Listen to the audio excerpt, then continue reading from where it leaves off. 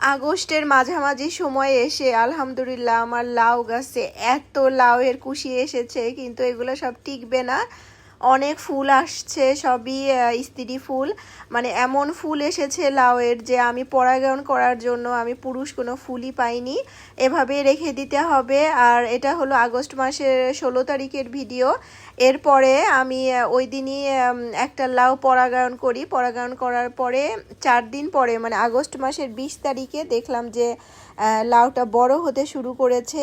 জানি না এটা কতটা টিকবে। আর এই সময় কিন্তু গাছে খুব একটা ফুড প্ল্যানও দেওয়া যায় না, কারণ বৃষ্টি হচ্ছে, আবার অনেক রাতে ঠান্ডা বাতাস থাকে।